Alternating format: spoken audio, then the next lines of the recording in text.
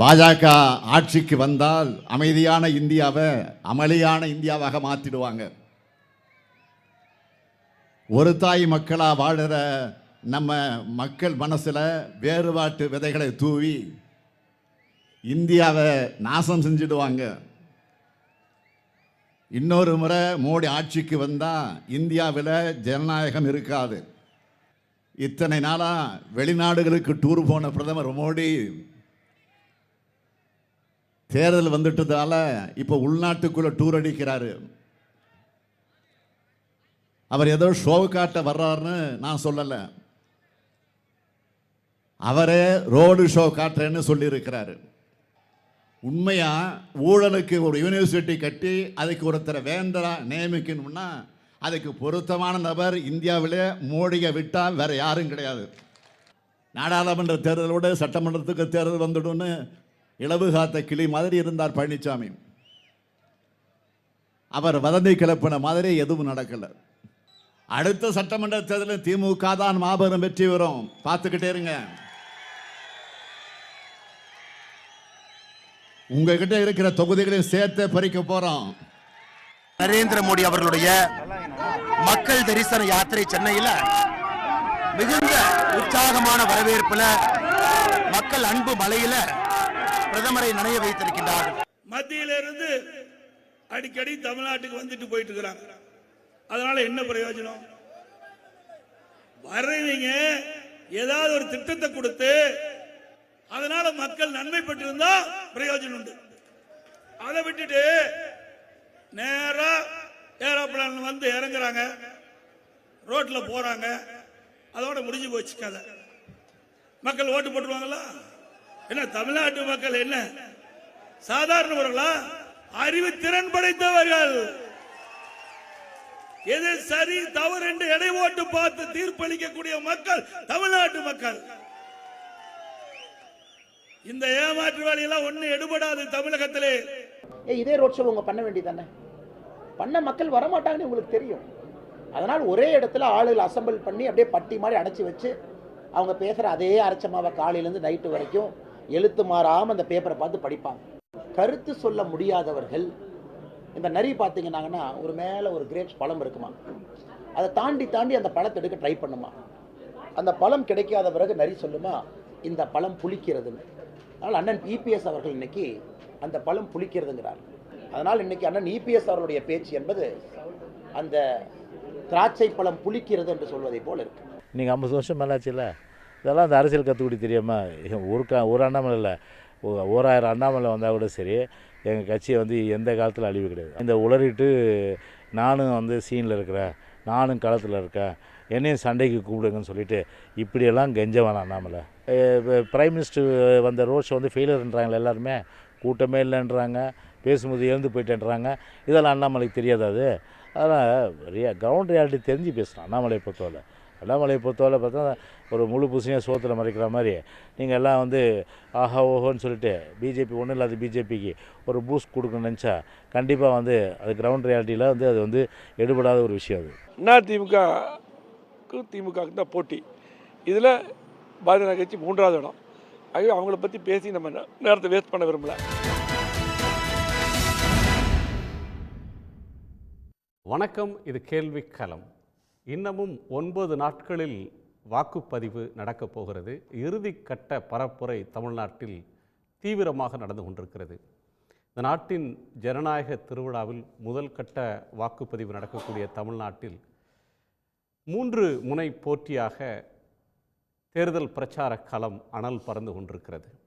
பிரதமருடைய road show எடுபடவில்லை. எதை வெறுமனே ரோட் ஷோ நடத்தினால் உங்களுக்கு மக்கள் வாக்களித்து விடுவார்களா என்கிற கேள்வி திமுக தரப்பிலும் அதிமுக தரப்பிலும் எழுப்பப்படுகிறது. இன்னொரு முக்கியமான ஒரு விஷயம், அதிமுகவை இதுவரை அதிகமாக விமர்சிக்காத பாஜக, எம்ஜிஆர் ஜெயலலிதா படங்களை போட்டு வாக்கு கேட்டு வரக்கூடிய பாஜக அணியினர் கடந்த 2 நாட்களாக அதிமுகவை தீவிரமாகவே விமர்சிக்க தொடங்கியிருக்கிறார்கள். அதில் குறிப்பாக பாஜகவினுடைய மாநில தலைவர் திரு அண்ணாமலை ஒரு கருத்தை சொல்லியிருக்கிறார். கடந்த தேர்தலில் 5 ஆண்டுகளுக்கு முன்னால் நாடாளுமன்ற தேர்தலில் அந்த அணி தோற்று போவதற்கு, பிஜேபி தோற்று போவதற்கே அதிமுக தான் காரணம். கடந்த சட்டமன்ற தேர்தலில் அதிமுக 30 இடங்களில் வெற்றி பெறுவதற்கு பிஜேபி தான் காரணம். அதிமுகவோடு கூட்டணி சேரக்கூடாது என்று தொடக்கத்திலிருந்தே உறுதியாக இருந்தேன். இருக்கக்கூடிய தென் மாவட்டங்களில் ஒரு தொகுதியில் கூட அதிமுக டெபாசிட் வாங்காது. தேர்தலுக்கு பிறகு அதிமுக என்பதில் அதிமுக என்ற கட்சியே இருக்காது என்று கணித்திருக்கிறார். அதற்கு அதிமுக பதிலடி தந்திருக்கிறது. இது சார்ந்து திடீர் மோதல் எதனால், இது என்ன தாக்கத்தை ஏற்படுத்தும், அதிமுக காணாமல் போகும் என்பது வலிந்து பேசக்கூடிய ஒரு கருத்தா? நம்மோடு மூத்த பத்திரிகையாளர் திரு ஆர்.கே. ராதாகிருஷ்ணன், வழக்கறிஞர், உயர்நீதிமன்றத்தினுடைய வழக்கறிஞர் திரு அக்னீஸ்வரன், பாஜகவினுடைய செய்தி தொடர்பாளர் திரு ஸ்ரீகாந்த் கருணேஷ், அரசியல் விமர்சகர் திரு சூர்யா சேவியர், இவர்களோடு திரு தியாகு இணைய இருக்கிறார். அனைவருக்கும் வணக்கம். ஆர்கே, நீங்கள் எப்படி பார்க்குறீங்க? இது நிச்சயமாக அதிமுகவை பொறுத்தவரை ஒரு ஈகோ கிளாஷாக இது எடுத்துக்கல. அதிமுகவை பொறுத்தவரை ஒரே ஒரு டிமாண்ட் முன்னால் வச்சாங்க, அண்ணாமலையே மாற்றுங்க, நாங்கள் பாஜகனுடைய கூட்டணியில் இருக்கிறோம், எங்களுக்கு ஒரு மாற்று கருத்தும் இல்லைன்னு. நான் இப்போ ஃபீல்டுக்கு போயிட்டு வந்தேன், கன்னியாகுமரியிலேருந்து கோயம்புத்தூர் மட்டும் இருக்கின்ற பல பகுதிகளில் போயிட்டு வந்தேன். 25 சீட்டு ஜெயிச்சிருப்பாங்க. அதிமுக பாஜக ஒன்றாக நின்றிருந்தால் 25 சீட்டு ஜெயிச்சிருப்பாங்க. இதில் என்ன ஆச்சு என்று பல நண்பர்கள்ட்ட, டெல்லியில் இருக்கிற நண்பர்கள்ட்டையும் இங்கே இருக்கின்ற நண்பர்கள், 2 கட்சியில் இருக்கிற நண்பர்கள்ட்டையும் பேசி கொண்டிருந்தேன். அவர்கள் என்ன கூறுறாங்கன்னு பார்த்தீங்கன்னா, இதை சீரியஸாக எடுக்கலை. அதிமுக தலைமை என்பது ரொம்ப ஒரு பணிவான தலைமையாக இருந்தது. அது இபிஎஸ் மட்டும் கிடையாது, இவர் வேலுமணி, தங்கமணி, விஜயபாஸ்கர் அனைவருமே ரொம்ப பணிவாக டெல்லிக்கு போகும்போதும் சரி, அவர்களுடைய பேச்சுக்களானாலும் சரி மென்மையான பேச்சுக்களாக இருந்தது. அதனால மேனேஜ் பண்ணிடலாம் என்று நினைத்தாங்க. எங்கே போயிட போகிறாங்க சொல்லி இருப்பாருன்னா இருந்துருவாங்கன்னு நினைச்சிட்டாங்கன்றீங்க. ஆமாம், ஒரு 2 ரெய்டு விட்டா போதும். இப்போ டெல்லியில் இருக்கிற மாதிரி இல்லை என்றால் கோவாவில் ஒவ்வொருத்தரையும் இழுத்துட்டு இருக்காங்க இல்லையா. இப்போ ஆப்பிள் ஒரு மந்திரி கூட முந்தானத்து போய் சேர்ந்துருக்கான், சேரல, இந்த தன்னுடைய பதவியிலிருந்து விலகி இருக்கான். நவம்பர் 2023 அவர்கள் ரெய்டு விடுறாங்க, இடி போய் எடுக்கிறது. எல்லாமே மணி லாண்டரிங் தானே. இப்போ இங்கேருந்து மணல் கொள்ளையிலிருந்து ஆரம்பித்து லிக்கர் பாலிசி எல்லாமே மணி லாண்டரிங் தான். அதில் கொண்டு வந்துட்டாங்க, அவன் போய் சேர்ந்துட்டான். அப்போ அதில் வச்சு அச்சுறுத்த முடியும் என்று நினைத்தார்கள். இவர்கள் ஒரு பொருட்டாகவே மதிக்கவில்லை. ஃபர்ஸ்ட்லேருந்தே சொல்லி கொண்டிருக்கிறார்கள். அமித்ஷாட்ட சொன்னாங்க, பிரதமர்கிட்ட சொன்னாங்க, இல்லை மேனேஜ் பண்ணிடலாம், நாங்கள் அண்ணாமலையை மாற்ற மாட்டோம். இங்கிருந்து ஆரம்பிக்கிற பிரச்சனை தான். அதாவது மிக எளிதாக வர வேண்டிய ஒரு வெற்றி, பாஜக அதிமுக கூட்டணிக்கு தமிழகத்தில் வர வேண்டிய ஒரு வெற்றி ஒரே ஒரு நபர்னால, அண்ணாமலைனால, இந்த அடாவடித்தனமான பேச்சுக்கள்னால தான் இன்னைக்கு அடிபட்டு போகுது. அதிரடியா பேசுறாருன்றாங்க, நீங்க அடாவடியா பேசுறாருன்றீங்க. இல்ல, பர்சனலா தாக்கும்போது நரின்னு நம்மளை பத்திரிகையாளர் நாய்க்கு சமமான, அப்ப குரங்கு, நாய் இந்த மாதிரி விஷயங்களுக்கெல்லாம் சமம் பண்ணாரு. அப்புறம் பல்லுப்படாம செய்கிறீங்களா அப்படின்னு ஒரு பத்திரிகையாளரை பத்தி கேட்டாங்க. அப்ப இப்ப பிரதமருக்கு இப்போ சமீபத்தில் ஒரு பேட்டி அளிச்சார் இல்லையா, அதுக்கு நாம என்ன கேட்கறது? அப்ப நம்மளுடைய கலாச்சாரம் அதை கேட்கவே வைக்காது. ஆனா இவர் கேட்பார். இவர் இன்னொருத்தரை இது சீச்சி இந்த பழம் புழிக்கும் அப்படின்னு சொல்றது இருக்க, அது ஒரு நிறைய ஓமையா காட்டி சொல்றாரு. அவர் என்ன சொல்றாருன்னா, நீங்க ஏடிஎம்கே பிஜேபி விமர்சிக்கிறதுலாம் சும்மா, எங்களுக்கு இடையில போட்டி இல்லைன்னு சொல்றதெல்லாம் ஒன்றும் இல்லை. நீங்க டெபாசிட்டே வாங்க மாட்டீங்க தென் தமிழ்நாட்டில். டிடிவி ஜெயிச்சிருவாரு, 50% ஓட்டு எடுத்துருவாரு. ராமநாதபுரத்தில் அவர் சுயேட்சா 15 நாளில் சின்னத்தை கொண்டு சேர்த்துருவாரு. கட்சியே காணாமல் போகும் அப்படின்ற அளவுக்கு ஏடிஎம்கே அட்டாக் பண்ண வேண்டிய தேவை எங்கேருந்து வருது? இல்லை, அது நீங்கள் அட்டாக் பண்ணுறது நீங்கள் சொல்லலாம், அதிமுக காணாமல் போகும், அதிமுகவுக்கு வாக்கெல்லாம் சரிந்து விடும், எல்லாரும் எங்களுக்கு வாக்களிப்பார், இதெல்லாம் சொல்லலாம். ஆனால் நரி, நாய், பூனை இந்த மாதிரி விஷயங்கள் நீங்கள் அது பர்சனல் அட்டாக்காக மாறுது. அது நீங்கள் வட சென்னையில் நீங்கள் பேசலாம். நீங்கள் வட சென்னையிலிருந்து வந்தவராக இருந்தால் அவர் திமுக காரர் கூட இருக்கார், அவர் கூட அது மாதிரி பேசுவார். சிவாஜி கிருஷ்ணமூர்த்தி அவர் எக்ஸ்பிளைன் பண்ணியிருக்காரு, அப்படித்தான் நாங்கள் அப்படித்தான் பேசி பழகியிருக்கோன்ட்டு. இவர் அப்படி கிடையாது. கோயம்புத்தூரில் இது எடுபடாது. கோயம்புத்தூரில் இந்த மாதிரியான கொச்சையான பர்சனல் அட்டாக்ஸு, அதுவும் அங்கே இருக்கின்ற அந்த மெஜாரிட்டி கம்யூனிட்டியில் டாமினன்ட் கம்யூனிட்டி மதிக்கிற, ஆதரிக்கிற ஒரு நபரை பார்த்து இந்த மாதிரியான கொச்சையான வார்த்தைகள் பேசுவது நிச்சயமாக ஏற்றுக்கொள்ள மாட்டார்கள். அதனால தான் நீங்கள் பார்க்கணும், திமுகவினுடைய தலைவர்களே கூட அங்கே போகும்போது அவருடைய பேச்சுக்கள் ஸ்லைட்டாக வித்தியாசமாக இருக்கும், இறங்கி அடிக்க மாட்டாங்க. ஆமாம்மா, சும்மா தேவையில்லாமல் எடப்பாடியே அட்டாக் பண்ணுவாங்க. ஆனால் எடப்பாடியை அட்டாக் பண்ணுறதுல ஒரு தரம் இருக்கும். இப்போ தென் தமிழ்நாட்டிலையோ வட தமிழ்நாட்டிலையோ பேசுகிற பேச்சுகள் மேற்கில் செல்லும்போது திமுக தலைவர்கிட்டையோ காங்கிரஸ் தலைவர்கிட்டையோ மாறும், ஸ்லைட்டாக மாறின்ற இது பார்த்து கொண்டிருக்கிறோம். அப்போ மேட்ரே இவ்வளோதான். அதாவது ஒரே ஒரு பர்சனல் இஷ்யூ, ஒரு தனிப்பட்ட விரோதம். சரி, அது 2 பாயிண்ட் சொல்றீங்க. ஒன்று, அதிமுக காங்கிரஸ் கம்யூனிஸ்ட் விசிக கூட்டணிக்கு எதிராக அதிமுக, பாஜக, பாமக, தேமுதிக ஒன்று சேர்ந்து இருமுனை போட்டியாக தேர்தலை சந்திச்சிருந்தா களம் வேறையாக இருந்திருக்கும். அதை திரு அண்ணாமலை கெடுத்துட்டாருன்றது ஒரு பாயிண்ட். ஆமாம்.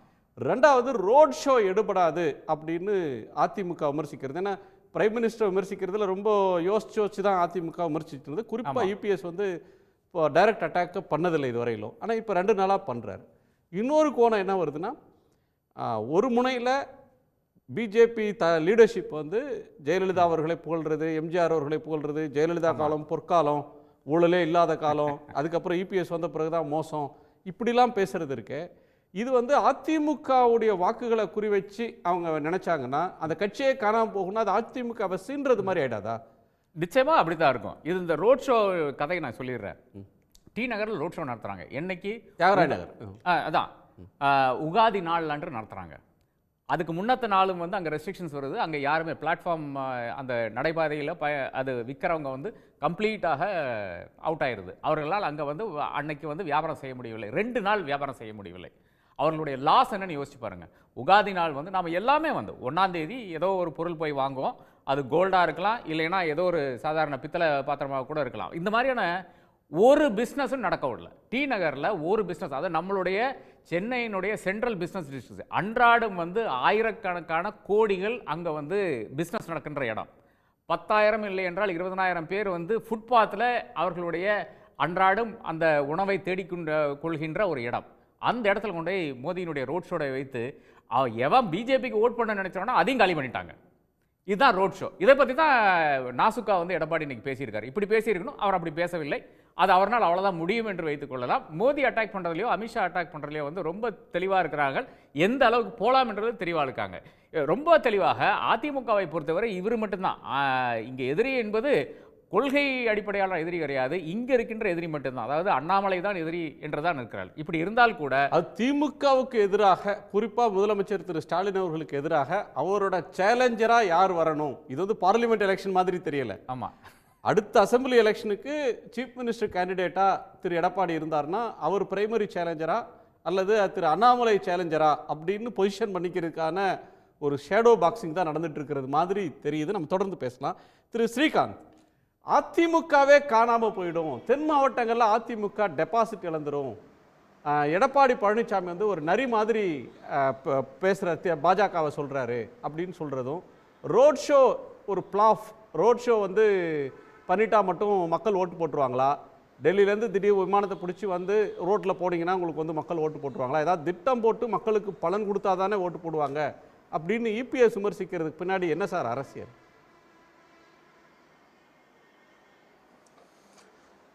அனைவருக்கும் வணக்கம். முதல்ல வந்து நான் சில விளக்கங்களை உங்களுக்கு கொடுக்கணும்னு நினைக்கிறேன்.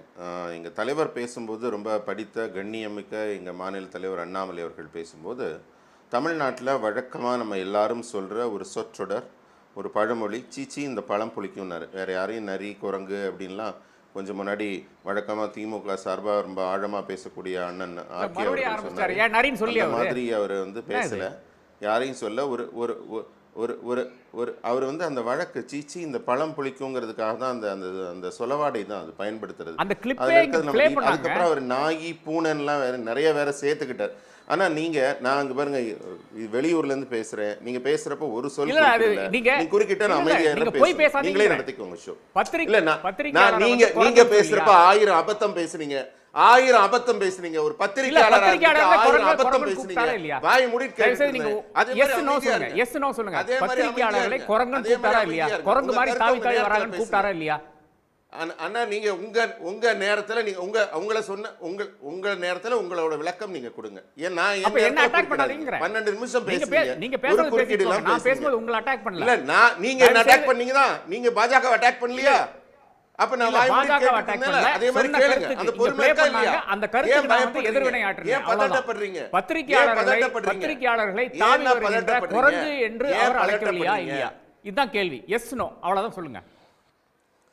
இருக்கலாம்ண்ணா, நீங்களும் தான் பத்திரிகையாளர். நீங்க பத்திரிகையாளர் என்னைக்காவது நேர்மையா பேசிருக்கீங்களாண்ணா? நடுநிலையா பேசிருக்கீங்களா? ஒரு நல்ல விஷயம் சொல்லுங்கண்ணா. ஏங்க, நீங்க பாஜக ஆட்சியில இருக்கிற ஒரு நல்ல விஷயம் உங்களுக்கு என்ன அழுத்தம் நல்ல விஷயம் சொல்லுங்க, நான் கேக்குறேன். இல்ல அண்ணா, ஒரு நாம நிமிஷம் வேணா அண்ணா. ஆரம்பிச்சிடலாமா? அண்ணா, ஒரு நிமிஷம். உங்க உங்களுக்கு history எனக்கு நான் இப்ப போலாமான்னு பேசல. கேக்குறேன். இப்ப குணா, அது நான் வேணா, அது விவாதம் கூட மேற்கொண்டு வச்சுக்கலாம். தலைப்புக்கு நான் குணசேகரனே பேசணுமா கொண்டு வந்து வேண்டாமா? நான் இவருடைய மல்லுக்கு உங்களுடைய நிக்கணுமா? உங்களுடைய ஹிஸ்டரி நாம எடுக்கலாமா? குணசேகரன் சார், நான் பேசலாமா? இப்ப அப்படி நான் பேசலாமா நாம? தலைப்புக்கு பேசணுமா இவரோட மல்லுக்கு நிக்கணுமா? அதான் நான் கேக்குறேன். என்னை விட்டு போவாங்க சொல்றேன். குணசேகரன் நீங்க சார், நான் இப்ப அவர் என்ன ஒரு பண்ணணும் கேள்வி கேட்டிருக்காரு, அதுக்கு பதில் சொல்லுங்கங்கறேன். சப்ஜெக்ட் வாங்க சார். சரி, இப்ப நான் வந்து சொல்ற விஷயம் அவர் சொல்லாத விஷயங்கள் எல்லாம் சொல்றதா பேசுறதுல அர்த்தம் இல்லை. அவர் ஒரு வழக்கமா சீச்சி இந்த பழம்புளிக்குங்கிற உதாரணத்துக்கு சொன்னார். நம்பர் 2, நான் சொல்லணும்னு நினைக்கிறது, அவர் பேசுறப்ப சொன்னார் வட சென்னையில் இருக்கிறவங்க மாதிரி பேசலன்னு. வட சென்னையில் இருக்கிறவங்களாம் கேவலமானவங்கன்னு ஆர்கே அண்ணன் சொல்றாரு. அவங்கெல்லாம் கொச்சையா பேசுறவங்க, அசிங்கமா பேசுறவங்க வட சென்னைக்காரங்கல்ல, கோயம்புத்தூர் மக்கள் தான் ரொம்ப உயர்ந்தவர்கள், வட சென்னைக்காரர்கள் கேவலமானவங்கன்னாங்க. அதை பத்திலாம் நான் எதுவும் பேச விரும்பல. அதனால நான் இப்ப சொல்ல நினைக்கிறது முக்கியமா ஒரே அது நீங்க சொன்னீங்க, வடசென்னைக்காரர்கள் கேவலமானவர்கள் நீங்க சொன்ன வார்த்தை, நான் சொல்லல அப்படி. அதாவது இப்ப நீங்க அது இங்க பாருங்க, எதேச்சையா நடுவுல நடுவுல சொல்வார்கள் பேசாதீங்க. என்று நான் உங்களுக்கு காமன் சென்ஸே இல்லையா? காமன் சென்ஸே இல்லையா? உங்களுக்கு எவ்வளவு தடவை சொன்னாலும் புரியாதா? உங்க நேரத்துல பேசுங்க. இல்ல இல்ல இல்ல, நீங்க நான் சொல்லாத விஷயங்களை நான் சொல்லேன்னு சொல்லும்போது நான் அதை கிளாரிஃபை பண்ண வேண்டியதா இருக்கிறது. ஏனென்றால் பகிரங்கமான குற்றச்சாட்டுகளை வைக்கிறீர்கள். வடசென்னைக்காரர்கள் கேவலமானவர்கள் என்று நான் சொன்னேன் என்று நீங்க குறிப்பிடுறீங்க. நான் சொல்ல நீங்க தான் அதை பதிவிட்டுறீங்க. சார், மோடி பேசுறது எடப்பாடி பேசுறது அண்ணாமலை பேசுறது வரலாம் சார். நான் சொல்லலையே, உங்க வார்த்தை தானே. கோயம்புத்தூர் மக்கள்கிட்ட அது எடுபடாது, கோயம்புத்தூர் மக்கள் கண்ணியமானவர்கள், வடசென்னையில இருக்கவங்க கேவலமா பேசுறாங்க நீங்க சொன்னீங்கன்னா கேவலமா பேசுறார்கள் நான் சொல்லல. அதனால இந்த மாதிரியான வார்த்தை பிரயோகங்கள் அங்கதான் இருக்கும், அங்கதான் எடுபடும். அதற்கு ஒரு உதாரணம் மாதிரி பேசுறாரு. திமுக இருக்கிற ஒரு நபரை அதை பத்தி பேசியிருக்காரு. அதாவது மோசமா பேசுறவங்க வடசென்னைக்காரர்கள் ஒப்புமை கொடுத்தீங்க. சார், இந்த சப்ஜெக்ட் வரலாம் சார். நாடாளுமன்ற தேர்தலுக்கு பிறகு பிஜேபி தலைவர் சொல்றாரு ஏடிஎம்கே காணாம போயிடும், எங்கேயும் சவுத்துல டெபாசிட் வாங்காது அப்படின்னு சொல்றாரு. ரோட் ஷோ பிளாப்னு ஏடிஎம்கே விமர்சிக்குது, டிஎம்கே விமர்சிக்குது. அதுக்குள்ள வாங்க சார். முதல்ல நான் ரோட் ஷோ பத்தி முடிச்சிடுறேன். ரோட் ஷோ பத்தி சுருக்கமா சொல்லிடுறேன். இந்த ரோட் ஷோ ஃபிளாப்னு சொல்ற எந்த கட்சியாவது முடிஞ்சா ரோட் ஷோ பண்ண சொல்லுங்கண்ணா. யாராவது ஒருத்தர் ரோட் ஷோ நடத்தி காட்ட சொல்லுங்க. அவங்களுக்கு தெரியும் 10 பேர் கூட வரமாட்டாங்கன்னு. தெருவில் இறங்கி காங்கிரஸ்ல வந்து ஒரு ரயில் நிறுத்தினாங்க 3 பேர் சேர்ந்து.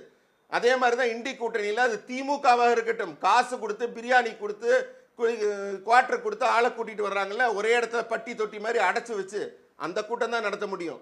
ரோட் ஷோ நான் சேலஞ்ச் பண்றேன்னா யாரையாவது நடத்த சொல்லுங்க. யாராலையும் நடத்த முடியாது. பிரதமருக்கு மக்கள் தர ஆதரவு பிஜேபி மட்டும்தான் ரோட் ஷோ நடத்துது. யாருக்காவது துணிச்சல் இருந்தா நடத்த சொல்லுங்க. ஃபிளாப்னு சொல்ற யாரையாவது நடத்தி காட்டிட்டு அப்புறம் பேச சொல்லுங்க. நடத்தாதவங்க பேச வேண்டாம். அடுத்தது நான் முக்கியமா சொல்ல நினைக்கிறது, நீங்க இப்ப சொன்னீங்க அதிமுக காணாமல் போகணும் எங்க தலைவர் சொல்லியிருக்காரு. அதுக்கு ஒரு காரணம் என்னன்னா, அந்த அதிமுக இருக்கிறதுல அந்த கட்சி வந்து இன்றைக்கு அதோட தலைவர் வந்து சொல்றாரு, அஇஅதிமுக பத்தி சொல்றாரு. ஆனால் அந்த கட்சிக்கு மக்கள் கொடுக்கிற மரியாதை என்னன்னா, அது இரட்டை இலை சின்னத்துக்கு கிடைக்கிற மரியாதை. இப்ப இருக்கிற தலைமைக்கோ இப்ப இருக்கிற இந்த மாதிரி வாயில வந்ததெல்லாம் பேசுற அமைச்சர்களுக்கோ கொடுக்கிற மரியாதை இல்லை. அது வந்து பொன்மன செம்மல் புரட்சி தலைவர் எம்ஜிஆர் அவர்கள் உருவாக்கிய கட்சி, உருவாக்கிய சின்னம்னு அது கிடைக்கிற மரியாதை. அந்த பழம் பெருமையில தான் அது இருக்கு. அதே மாதிரி ஜெயலலிதா அம்மையார் அவங்க கொண்டு செலுத்தின பெருமையில தான் அந்த கட்சி இருக்குது. இதைத்தான் எங்க தலைவர் சொல்லியிருக்காரு. இப்ப இருக்கிறவங்க கையில இவங்க தனக்கு கிடைச்ச பெருமை நினைச்சிட்டு இருக்காங்க. இத்தனை நாள் என்ன செஞ்சுட்டு இருந்தாங்க? அவங்களால அவங்க கட்சி தலைமையே யாரும் முடிவு பண்ண முடியல. அங்க நடந்ததெல்லாம் உள்கட்சி போர் தான். நீ பெருசா நான் பெருசான்னு அவங்களுக்குள்ளதான் அடிச்சிட்டு இருந்தாங்க. நாட்டை பத்தி யோசிக்கல, மற்றதை பத்தி யோசிக்கல. ஆனா தொடர்ந்து எங்க தலைவர் ஆரம்பத்திலிருந்தே அவர் நேர்மையா இருந்தார். ஊழலுக்கு எதிரான அரசியலை முன்னெடுத்து கொண்டிருந்தார். நீங்க நல்லா யோசிச்சு பாருங்க. அவர் டிஎம்கே ஃபைல்ஸ் ஒரு திமுக ஊழலையும் ஒரு திமுக சொத்து பட்டியலையும் என்னைக்கு அம்பலப்படுத்தினாரோ அன்னைக்கே செய்தியாளர் கேட்டப்ப சொன்னார், எஸ் வரும், அதிமுகவின் ஊழலையும் பேசுவேன் அப்படின்னார். ரொம்ப நேர்மையா சொன்னார்.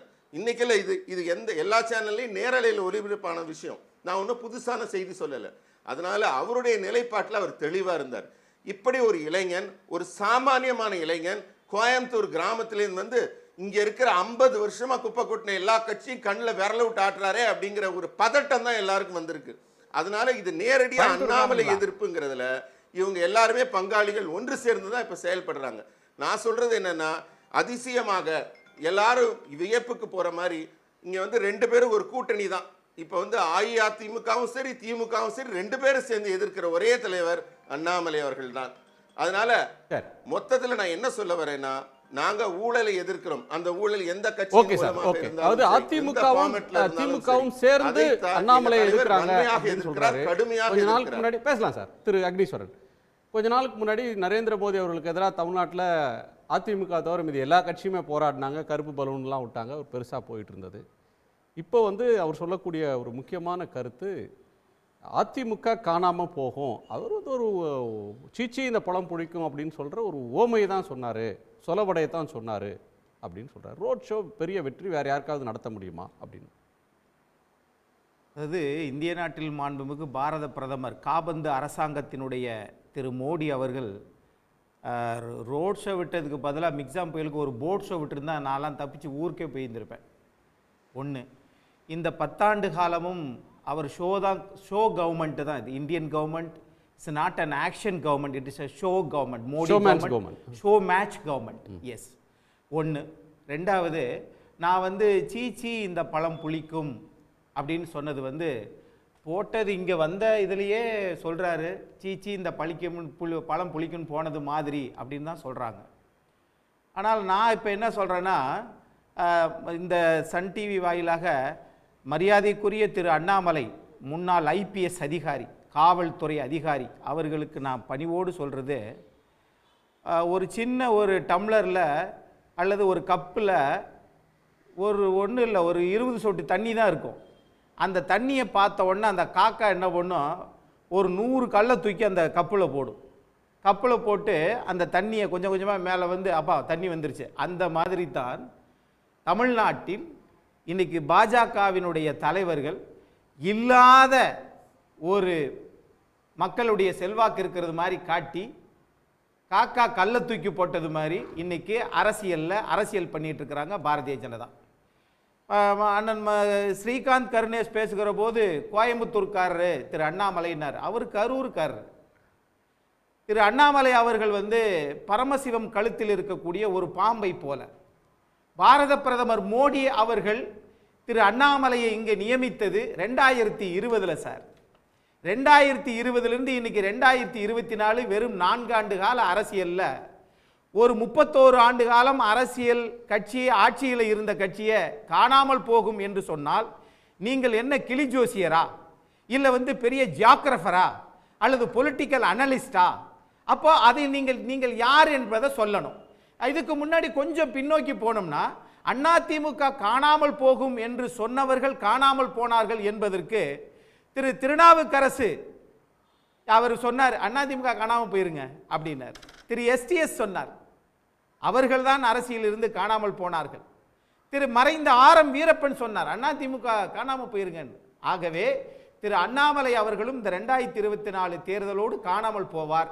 காரணம், நீங்க தமிழ்நாட்டில் வெற்றிடம் இருக்குன்னு சொல்லிக்கிட்டே இருந்தீங்கல்ல, உள்துறை அமைச்சர் திரு அமித்ஷா அவர்கள் சொன்னாங்க. இல்ல, திமுகவில் திரு கலைஞர் கருணாநிதியினுடைய புதல்வர், நாட்டினுடைய முதல்வர் மு.க. ஸ்டாலின் அவர்கள் ஒரு சாமானிய கிளைக்கழக செயலாளர், இந்த நாட்டினுடைய கட்சியினுடைய பொதுச் செயலாளர் வந்திருக்கிறாரு. அந்த கட்சி இன்னைக்கு சாமானியர்களுடைய கட்சியா மாறி இருக்குது. அந்த கட்சியை நான் கேட்கிறேன், செல்வி ஜெயலலிதா அம்மாவினுடைய புகழை பாடிக்கொண்டிருக்கிறார்கள். அதே மாதிரி புரட்சி தலைவர் எம்ஜிஆரின் புகழையே வச்சு ஓட்டிக்கிட்டு இருக்காங்கன்றீங்களே. ஆமா, அதிமுகவினுடைய நிறுவனர் செல்வி ஜெயலலிதா அம்மா புரட்சி தலைவர் எம்ஜிஆரை பத்தி தான் பேசுவாங்க. கோல்வார்கர் புகழ பாடல இல்ல, அடல் பிகாரி வாஜ்பாயினுடைய புகழ பாடல இல்ல, LK அத்வானி ஐயா நீங்க பிரதமராக வரக்கூடாது, ஜனாதிபதியா வரக்கூடாது, உந்தாங்க உங்களுக்கு பாரத ரத்னம் கொடுத்த அவரையே சீச்சி இந்த பழம் புளிக்கும் என்று LK அத்வானியை குருநாதரா கொண்டு வந்து உங்களை பிரதமராக்குனாரே, அவரை போய் வீட்டில் உட்கார வச்சீங்களே, நீங்க ஆசீர்வாதம் மட்டும் தான் கொடுக்கணும்னு சொல்லி நீங்கள் செய்த அரசியல் அடாவடித்தனம் கொஞ்சம் நஞ்சம் இல்ல, அருவருக்கத்தக்க. மதத்தை எந்த அளவுக்கு இது பண்றீங்கன்னு எல்லாமே தெரியும். நான் கேட்கிறேன், நீங்க கச்சத்தீவை பத்தி நீங்க கேட்டீங்களே, ஆனா 31/3/2024 கச்சத்தீவு திரு குப்புசாமி மகன் அண்ணாமலைக்கு ஆர்டிஐ தகவல் வந்துச்சு. உங்க அனுமதியோட ஒரே ஒரு குறுக்கீடு, உங்க அனுமதியோட ஒரே ஒரு இருங்க சார், நீங்க ராதாகிருஷ்ணன் சார் டிஸ்டர்ப் பண்ணீங்க, என்ன பண்ணாதீங்க. உங்க அனுமதியோட ஒரே ஒரு குறுக்கீடு. திரு K. அண்ணாமலை அவர்களுக்கு நீங்க குறிச்சு வச்சு மொத்தமா பேசுங்க, அக்னி மேல புழுதி வாரி தூத்துங்க. ஏன்னா ஒட்டுமொத்த தமிழ்நாட்டையே நீங்க புழுதி வாரி தூத்துதான் பாஜகவினுடைய நோக்கம். ப்ளீஸ் என்ன அனுமதிங்க, நான் கேட்கிறேன். இது முக்கியமான தகவலை நீங்க இதுதான் சேரவிடாம பாத்துறாதீங்க. 31 மார்ச் 2024 தகவல் கொடுத்தாங்களே ஆர்டியில திரு அஜய் ஜெயின், அப்படி ஒரு நபரே அங்கு பணியாற்றவில்லை என்பது தகவல், உண்மையான தகவல். நான் கேட்கிறேன், இதே கருத்தை ஆர்டியில கேட்டீங்களே 31/3/2024 வர்றதுக்கு முன்னாடி காலையில 10 மணிக்கு தானே சார் கவர்மெண்ட் ஆபீஸ் மத்திய அரசாங்கம் இருக்கும். ஆனால் காலையில 7:10க்கு டைம்ஸ் ஆஃப் இந்தியால வந்துச்சு. தகவல் அறியும் உரிமை சட்டத்தில் மனுதாரர் அண்ணாமலைக்கு கொடுக்கிறதுக்கு முன்னாடி 7:10க்கே வந்துச்சு. ஏன் அதை பத்தி நீங்க அவ்வளவா பேச மாட்டேங்கிறீங்க? திரு வைகோ, திரு பி வில்சன் பாராளுமன்றத்தில் கேட்கிறாங்க கச்சத்தீவு பத்தி 2022 the matter has been subjudiced before Supreme Court ன்னு சொன்னீங்க. ஆனால் திரு அண்ணாமலை அவர்களுக்கு மட்டும் பதில் கிடைக்குது. 2016 ரத்னவேல் கேட்கிறாரு அந்தோனியார் கோயிலுக்கு செல்வி ஜெயலலிதா அம்மா நாங்களும் பணியாற்ற வேண்டும், அதை புதுப்பிக்க வேண்டும். ரத்னவேல் எம்பி, திருச்சி எம்பி கேட்கிறாரு பாராளுமன்றத்தில் அதிமுக சார்பா, அப்பையும் வழக்கு நிலுவையில் இருக்கு அப்படின்றீங்க. ஆரோக்கியராஜ் கேட்டார், அண்டை நாடுகளுக்கு நாங்க பதில் சொல்ல முடியாதுன்றீங்க.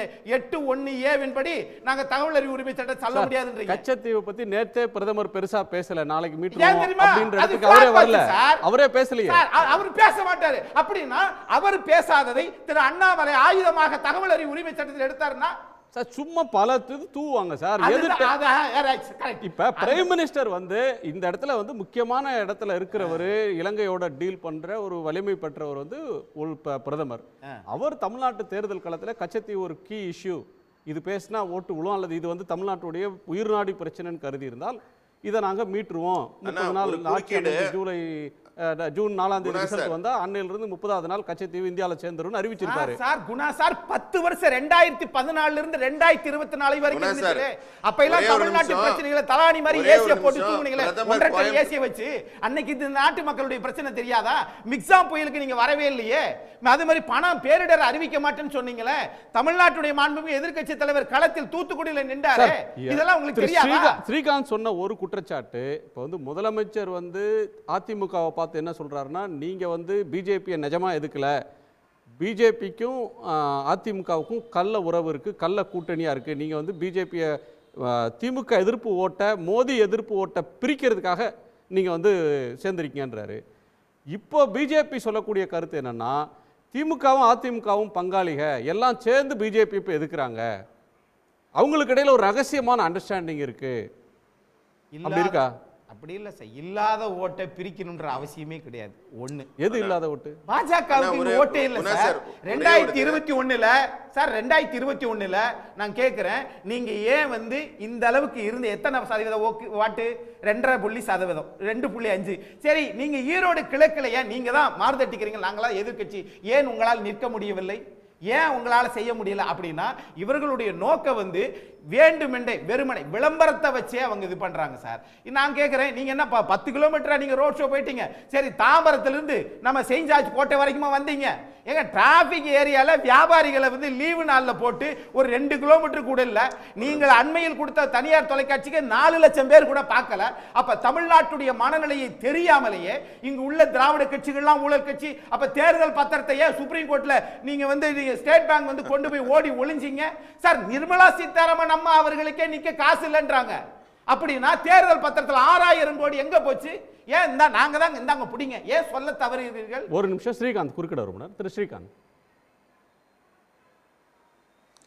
அதாவது அக்னி அண்ணா வந்து நிறைய குற்றச்சாட்டுக்கள் அடுக்கடுக்காக கொடுத்துட்டே போறாரு. அதில் வந்து 3 விஷயங்கள் நான் அவருக்கு தெளிவுபடுத்தணும்னு நினைக்கிறேன். ஒன்று, அத்வானி பற்றி கவலைப்பட்டார், உங்கள் மூத்த தலைவரை நீங்கள் மதிக்கலன்னு. நான் தவழ்ந்து போய் பதவி வாங்கின முதல்வர் வந்து சின்னம்மாவை எந்த மரியாதை கொடுத்து வச்சிருக்காரு?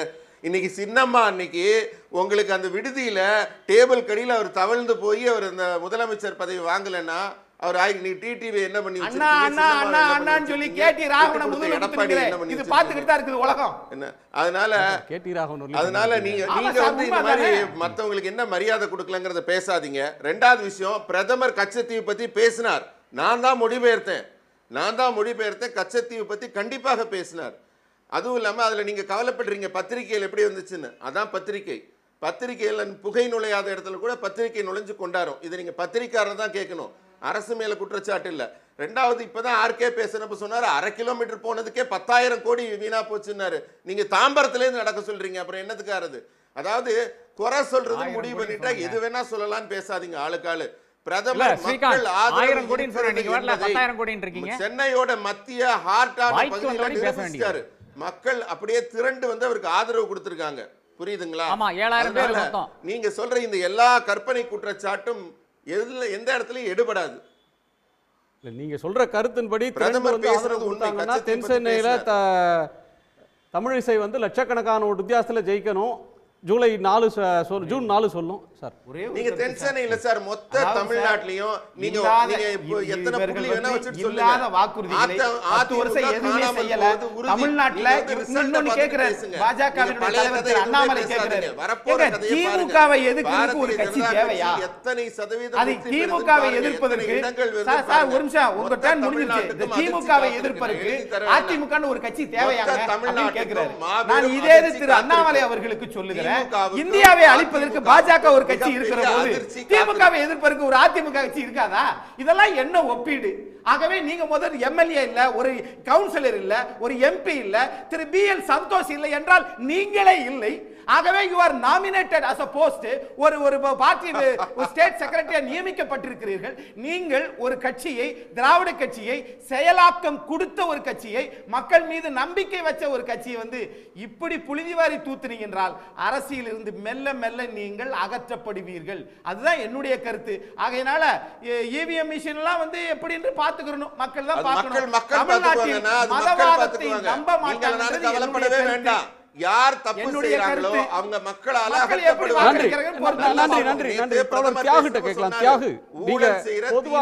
அகற்றி விடுவார்கள் என்று சொன்னார் திரு தியாகு. தேர்தல் அரசியல், குறிப்பா வாக்கு அரசியல், ஓட்டு கேட்டு ஒருத்தருக்கு ஆதரவு அப்படின்ற ஒன்றை வந்து ஏற்றுக்கொள்ளாதவங்க பல ஆண்டு காலம் இந்த தேர்தல் நடைமுறைகளுக்கு எதிராக ஓட்டுப்பட்டியின் மூலமாலாம் மாற்றத்தை கொண்டு வர முடியாதுன்னு தேர்தல் புறக்கணிப்பில் இருந்த ஒருத்தர் இப்போ வந்து நீங்கள் ஒரு ஆதரவு நிலைப்பாடு, இந்தியா கூட்டணியை ஆதரிக்கக்கூடிய ஒரு நிலைப்பாட்டுக்கு வந்திருக்கீங்க. நேற்றைக்கு தமிழ்நாட்டுக்கு வந்த முதலமைச்சர் சொல்லியிருக்கக்கூடியது, ஒரு வெறுப்பு அரசியலுக்கு எதிராக பிரிவினைவாத அரசியலை வந்து திமுக செய்து, வெறுப்பு அரசியலை திமுக செய்து, திமுக ஒரு வளர்ச்சிக்கு தடையாக இருக்குது, தமிழ்நாடு வளரணும்னா அதுக்கான திறவுகோலே பிஜேபி கையில் இருக்குது அப்படின்னு நேற்று பேசுகிறார். நீங்கள் அந்த நிலைப்பாட்டுக்கு வந்ததுக்கும் பிரதமர் தமிழ்நாட்டில் முன்வைக்கிற முக்கியமான பேசு பொருள்களையும் எதை பார்க்குறீங்க? இதுவரைக்கும் இந்தியாவில் எத்தனையோ தேர்தல்கள் நடைபெற்றிருக்கு. அந்த தேர்தல்களை விட இந்த ஒரு தேர்தல் மிக முக்கியமானது. இது ஒரு திருப்பு முனையான தேர்தல். நம்முடைய மக்களுக்கு, தமிழ் மக்களுக்கு, சிறுபான்மை மக்களுக்கு, உழைக்கும் மக்களுக்கு வாழ்வா சாவா என்ற நிலையில் நடத்தப்படுகிற தேர்தல். இந்த தேர்தலில் மோடி மீண்டும் வெற்றி பெற்றால் ஒரு முழு அழிவு ஏற்படும், அரசமைப்பு சட்ட விழுமியங்கள் அழிக்கப்படும், மதச்சார்பின்மை ஒழித்து கட்டப்படும், பெருமுதலாளிகள் முழுமையான ஆதிக்கத்திற்கு வருவார்கள். இதை தடுத்து நிறுத்த வேண்டும் என்பது எல்லோருக்கும் இருக்கிற அக்கறை. தேர்தலில் போட்டியிட்டாலும் போட்டியிடவில்லை என்றாலும் நாட்டினுடைய ஜனநாயகம் பாதுகாக்கப்பட வேண்டும், ஜனநாயக வெளி பாதுகாக்கப்பட வேண்டும். போராட்டத்தில் நம்பிக்கையுள்ள எங்களை போன்றவர்கள் அந்த போராட்ட வெளியை இழந்துவிடக்கூடாது என்று நினைக்கிறோம். நமக்கு இந்த விவாதத்தில் இருக்கிற மிக முக்கியமான கவலையே என்னன்னா, இந்த தேர்தலுடைய ஒரே ஒரு மைய வினா, தி ஒன்லி சென்ட்ரல் இஷ்யூ, அது இந்த விவாதத்தில் அடிபட்டு போகிறது என்பதுதான். எது அந்த ஒன்லி சென்ட்ரல் இஷ்யூன்னு சொன்னால், நம்ம திமுக சார்போ காங்கிரஸ் சார்போ இங்கே போட்டியிடுற எந்த கட்சியும் சார்பில்லாத உலக புகழ்பெற்ற ஒரு ஊடக நிறுவனம் பிபிசி ஆவணப்படங்கள் 2க்கு தலைப்பு கொடுத்துச்சு. இந்த தலைப்பு என்ன? தி மோடி கொஸ்டின். இந்த தேர்தலில் தி மோடி கொஸ்டின் தான் மையமான வினா. இந்த மோடி கொஸ்டின்ங்கிறது என்ன? 10 ஆண்டு காலம் மோடி ஆட்சி நடத்தி விட்டு, புதுசாக வரல 2014 மாதிரி, 10 ஆண்டு காலம் ஆட்சி நடத்தி விட்டு மீண்டும் எங்களை தேர்ந்தெடுங்கள் என்று கேட்டுக்கிட்டு வர்றார். இந்த 10 ஆண்டு கால அவருடைய ஆட்சியை பற்றி தீர்ப்பு எழுதுவதற்கும், மீண்டும் அவர் தொடர வேண்டுமா கூடாதா என்பதை தீர்மானிப்பதற்கும் இந்த தேர்தல் வாக்காளர்களுக்கு ஒரு வாய்ப்பை கொடுத்திருக்கிறது. மீண்டும் மோடி, வேண்டும் மோடின்னு அவங்க சொல்றாங்க. மீண்டுமா மோடி, வேண்டவே வேண்டாம், கூடவே கூடாது என்று நாங்கள் சொல்றோம். அந்த அடிப்படையில் எந்த கட்சி அல்லது கூட்டணி மோடி ஆட்சி வரவிடாமல் தடுக்கிற வலிமையோடு இருக்கிறதோ அந்த கட்சி கூட்டணியை நாங்கள் ஆதரிக்கிறோம். திமுக இந்தியா கூட்டணிக்கு வாக்களியுங்கள், அதன் வழியாக மோடி மீண்டும் ஆட்சிக்கு வருவதை தடுத்து நிறுத்துங்கள் என்று வாக்காளர்களை கேட்கிறோம். மோடி மீண்டும் ஆட்சிக்கு வருவதை மட்டுமல்ல, தமிழ்நாட்டில் பாரதிய ஜனதா RSS காலூன்றுவது மட்டுமல்ல, கால் விரல் கூட ஊன விடக்கூடாது. படுதோல்வி அடைய செய்யணும். 40லும் தோற்கணும், 40லும் கட்டுத்தொகை இழக்கணும். தமிழ்நாட்டு மக்கள் இதுவரைக்கும் தனித்து பாஜகவுக்கு வெற்றி வழங்கியதே கிடையாது. எப்போது யாராவது ஒரு கூட்டணியில் தான் அவர்கள் இதுவரை ஜெயித்திருக்கிறார்கள். இப்போது அவர்கள் தங்களை தலைமையாக கொண்டு ஒரு கூட்டணி ஏற்படுத்தி இருக்கிறார்கள். பாஜக அதனுடைய கூட்டணி அடியோடு தோல்வி அடையும். ஒன்று தெளிவுபடுத்த விரும்புகிறேன், இது நாடாளுமன்ற மக்களவைக்கான தேர்தல், ஊராட்சி மன்ற தேர்தல் அல்ல, சட்டமன்ற தேர்தல் அல்ல, அடுத்த முதலமைச்சர் யார் என்பதற்காக நடத்தப்படுகிற தேர்தல் அல்ல, மாநில அரசினுடைய சாதனைகள் குறைகளை பற்றி விவாதிக்க வேண்டிய தேர்தல் அல்ல. இது ஒன்றே ஒன்றுதான். 2 கோடி பேருக்கு வேலை வாய்ப்பு தருவதாக 10 ஆண்டு முன்பு வாக்களித்தவர் எத்தனை கோடி பேருக்கு வேலை வாய்ப்பு கொடுத்தார்? ILO ரிப்போர்ட் சொல்லுது, இந்தியாவில் வேலை வாய்ப்பு சூழல் இருண்டு போய் கிடக்கிறது என்று சொல்லுது. வேலை வாய்ப்பு பற்றி பொய் விவரங்களை வழங்கியதற்காக ஸ்டாட்டிஸ்டிக்கல் சர்வே ஆஃப் இந்தியா அதில் வேலை பார்த்தவர்களை பதவி விலகினார்கள். உண்மையான நிலவரம் நாட்டினுடைய வேலை வாய்ப்பு சுருங்கி போய்விட்டது. இரண்டாவதாக சிறுபான்மை மக்கள் இந்த 10 ஆண்டுகளில் அவர்கள் பட்டிருக்கிற பாடு, ஊப்பா அடக்குமுறை சட்டங்களின் கீழ் அவர்கள் சிறை வைக்கப்பட்டிருக்கிறார்கள். RSS வேலை திட்டம் தான் ராமர் கோயில் கட்டுவது, பொது சிவில் சட்டம், காஷ்மீரின் தனித்தொகை நிலையை ஒழிப்பது. இது ஏற்கனவே இதை செயல்படுத்தி கொண்டிருக்கிறார்கள். ஒரு இந்துத்துவ ராஷ்டிரத்தை அறிவிப்பதற்கான சந்தர்ப்பத்தை அவர்கள் எதிர்பார்த்து கொண்டிருக்கிறார்கள். மாநில உரிமைகள் மறுக்கப்பட்டிருக்கின்றன. மொழிவழி மாநிலங்களை கலைத்துவிட்டு RSS திட்டப்படி ஜன்பத் மண்டல்களை உருவாக்குவது, மொழி திணிப்பு. இந்து மொழி என்று ஒரு மொழி இருப்பதாக RSS சொல்கிறார். எது இந்து மொழி? சமஸ்கிருதம். மற்றதெல்லாம் அதனுடைய கிளை மொழிகள். ஆனால் மோடி ஊர் ஒப்புக்கு சொல்லிக் கொண்டிருக்கிறார் தமிழ் உலகத்திலேயே பழமையான மொழி. கோல்வால்கர் ஒத்துக்கொள்வாரா? மோகன் பகவத் ஒத்துக்கொள்வாரா? RSS எழுதியிருக்கிற வெளியிட்டிருக்கிற nation or nation who defined புத்தகம் ஒத்துக்கொள்ளுமா? எதுலையுமே இல்லை. இவர் சும்மா சொல்லிட்டு தெரியுறார், இப்படி சொன்னால் வாக்கு பெற முடியும் என்று. எனவே தான் நாம் சொல்லுகிறோம், இந்த தேர்தலில் ஒன்றை மறந்து விடாதீர்கள். மோடி ஆட்சி மீது ஒரு கருத்து கணிப்பு, a referendum on a decade of Modi's rule. அந்த ரெஃபரண்டத்தின் அடிப்படையில் மோடி திரும்ப வரக்கூடாது. இதுதான் அகில இந்திய அளவில் ஒரே ஒரு சிக்கல். இந்த சிக்கலை மையப்படுத்தி விவாதிக்கிற போது திசை திருப்புவதற்காக வேறு எதையோ பேசிட்டு இருக்கிறாங்க. தலைவர்களுடைய திறமை என்ன, குறை என்ன, இதெல்லாம் பேசுவது இந்த கேள்வியை விட்டு கவனத்தை திருப்புவதாகும். இந்த கேள்வியை மீண்டும் தேர்தல் களத்தில் மையத்தில் நிறுத்த வேண்டும் என்று நாங்கள் கருதுகிறோம். அதற்காகத்தான் நான் சார்ந்த தமிழ் தேசிய விடுதலை இயக்கம் அல்லது நாங்கள் எல்லாம் சேர்ந்து கச்சத்தீவு பிரச்சனை, ஊழல்னு பேசுறது, வாரிசு அரசியல்னு பேசுறது, மீதி எல்லாமே எல்லாருமே நாங்க எடப்பாடி பழனிசாமி அவர்களை விமர்சிக்கிறது, திமுக ஆட்சி விமர்சிக்கிறது, இது எல்லாமே நான் இஷ்யூஸ். 10 ஆண்டு கால பிஜேபி ஆட்சி என்ன செய்தது, வரணுமா வேணாமான்றது மட்டும்தான் பேசணுன்றீங்களா? ஆமா ஆமா, அது மட்டும்தான், அதை பற்றி மட்டும்தான் பேசணும். அதுதான் ஒன்லி சென்ட்ரல் இஷ்யூ. அதுதான். அதை விட்டு திசை திருப்ப பார்க்குறாங்க, ஆளுக்கால் திசை திருப்ப பார்க்குறாங்க. மக்கள் ஏமாறக்கூடாதுன்னு நம்ம சொல்கிறோம். நீங்கள் மாநில அரசை பற்றி விவாதிக்கலாம், சட்டமன்ற தேர்தலை வந்து பேசிங்க, நம்ம ஒன்று குறிக்கிடவே போகிறதில்ல. இந்த தேர்தலில் அதெல்லாம் வேலையே இல்லை. நீங்கள் CAA ஆக்டை நாடாளுமன்றத்தில் நிறைவேற்றி கொடுத்த கட்சி அதிமுக. இன்றைக்கு நாங்கள் அதை எதிர்க்கிறோம், இஸ்லாமியர்கள் பக்கம் நிற்கிறோம் என்று சொன்னால் எப்படி நம்புவது? கூட்டணி தர்மத்திற்காக செஞ்சோங்கிறாங்க. இப்போ கூட்டணி தர்மம் கொள்கை தர்மத்தை விட பெருசா? இன்னும் வரிசையா பட்டியலிட்டுக் கொண்டே போகலாம். வேளாண் சட்டங்களால் யார் பாதிக்கப்பட்டது சொல்லுங்கள் பார்ப்போம் என்று சவால் விட்டார் எடப்பாடி சட்டமன்றத்திலேயே. வேளாண் மக்கள் அவ்வளவு 2 ஆண்டு போராடிய பிறகு இதை சொன்னார். எப்படி ஒரு நிமிஷம் திருப்தியாக, ஒரு நிமிஷம் என்ன செய்யணும்? மோடியை தோற்கடிப்பதற்கு துணை நில்லுங்கள். நீங்க தனியா நிக்கிறீங்க. அதாவது நான் சுருக்கமாக சொல்றேன். மதிப்புக்குரிய தியாகு அண்ணன் அவர்கள் சொன்னாங்க. முதல்ல வந்து 3 விஷயம் அவருக்கு நான் தெளிவுபடுத்த விரும்புறேன். தமிழ்னு மோடி அவர்கள் பேசுறது பொய்யுரை அப்படின்னு அவர் சொல்றாரு. நான் வந்து முத்தமிழ் காவலரோட பேரன், நான் அவர் கூடவே நிற்கிறேன், அவரோட மொழிபெயர்ப்பாளராக நிற்கிறேன். அவர் உள்ளன்போட உண்மையை மட்டும்தான் பேசுறாங்கிறதுனால தான் என்னை மாதிரி உண்மையான தமிழர்கள்லாம் அவர் பின்னாடி போய் நிற்கிறோம். இதை நீங்கள் உணர்ந்தீங்கன்னா முதல் விஷயம். 2வது விஷயம், இது வந்து பிரதமருக்கான தேர்தல்ங்கிற ஒரு உண்மையை அண்ணன் நீங்கள் சொன்னீங்க. இது வந்து மற்ற இஷ்யூவெல்லாம் கிடையாது. அடுத்த முறை இந்தியாவின் பிரதமர் என்று நாங்கள் அழுத்தம் திருத்தமாக திரு மோடி அவர்களை முன்னிறுத்துகிறோம். ஒரு எதிர்ப்புக்கு நீங்க ஒரு ஆளை சொல்லுங்க, யாரையுமே சொல்ல முடியாது. வலிமையான எந்த கட்சியும் கிடையாது. எதிர்ப்புலேருந்து யாரையுமே நீங்க பிரதமரா முன்னிறுத்த முடியாது.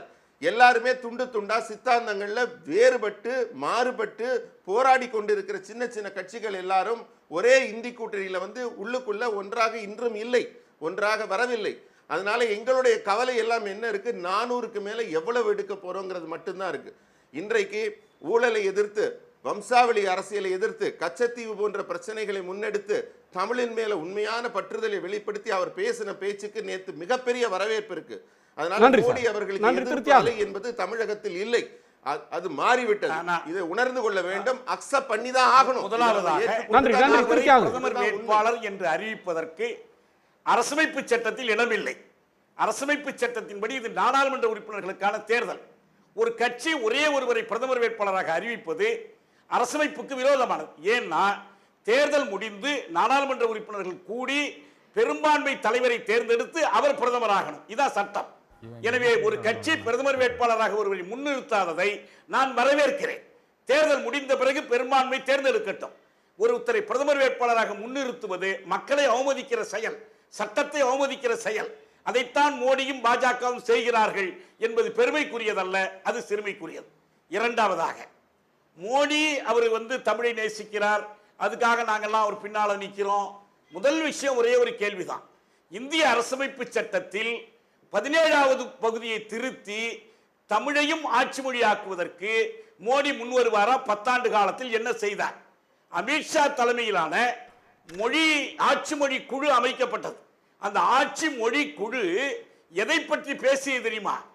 1963ஆம் வருடத்திய ஆட்சி மொழி சட்டத்தின்படி அமைக்கப்படுகிற அந்த குழு நாடாளுமன்றத்தில் இந்தி பயன்பாட்டை ஆராயணும், நிர்வாகத்தில் இந்தி பயன்பாட்டை ஆராயணும்.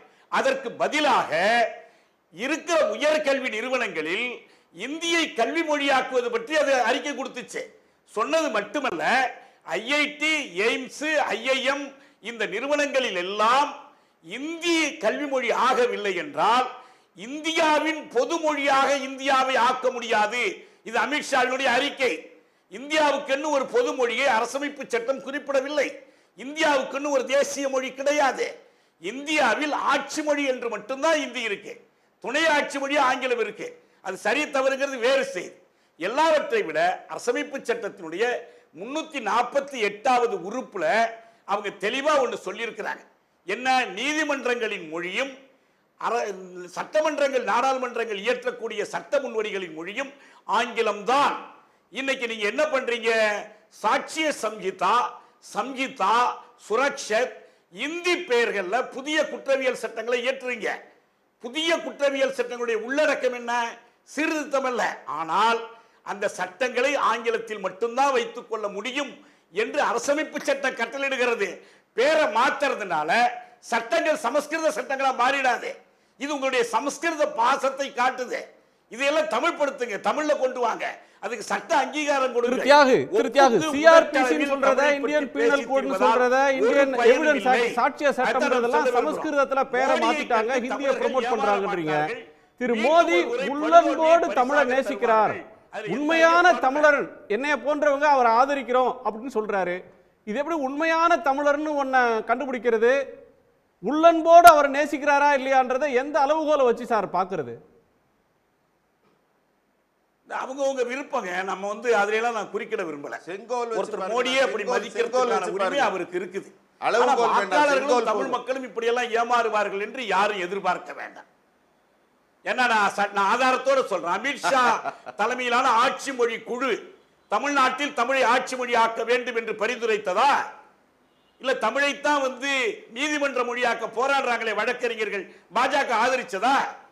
அது சட்டத்தில் இருக்குது. 348 2வது உறுப்பு தமிழ்நாடு சட்டப்பேரவை 2006 நிறைவேற்றி அனுப்பிய தீர்மானம். சரி, அன்னைக்கு காங்கிரஸ் அரசு நிறைவேற்றல, பிஜேபி 10 ஆண்டுகளில் அதற்காக துரும்பையாவது அசைத்ததுண்டா? உண்மையான தமிழர்கள் அங்க போய் கேட்கணும், ஏன் இதை செய்ய மாட்டேங்கிறீங்க, ஏன் வழக்கறிஞர்கள் பட்டினி போராட்டம் நடத்துறாங்கன்னு கேட்கணும். நீதிமன்றங்களில் பாஜக தலையிடுவது பற்றி நீதித்துறையை நிலைகுலைய செய்யும் பாஜக ஆட்சின்னு எங்கள் பொது மேடையினுடைய ஒருங்கிணைப்பாளர் முன்னாள் நீதிபதி அரி பரந்தாமன் ஒரு சிறு கட்டுரை எழுதி வெளியிட்டால் அதற்காக நீங்கள் கொண்டு போய் காவல்துறையில புகார் கொடுப்பது மட்டுமல்ல, என்ஐஏ புகார் கொடுக்கிறீங்க. ஏன் நீங்க ஈடியை காட்டி மிரட்டுறீங்க? என்ன அரசியல் இது? இதெல்லாம் மையமா வச்சு அவருடைய கட்டளைப்படி நடத்தப்படுகிறது. எப்படி தமிழ் மக்கள் மோடியை ஏற்பார்கள்? ஒருபோதும் ஏற்க மாட்டார்கள். திரு சூர்யா, உங்க பார்வை என்ன? அதாவது தமிழ்நாட்டில் மோடி வந்து ரோடு ஷோ நடத்துகிறாரு இல்லையா, பொதுவாக அதிமுகவும் பாஜகவும் காமெடி ஷோ தமிழ்நாட்டில் நடத்தி கொண்டிருக்கிறார்கள். தோழர் தியாகு சொன்னது தான். அதாவது என்னென்னா, பிரதானமான பிரச்சனையை ஒரு மாநிலத்தினுடைய முதலமைச்சர் மிக பொறுப்புணர்வோடு மேடைகள் தோறும் மோடி பிரதமரை பார்த்து கேள்வி எழுப்புகிறார்.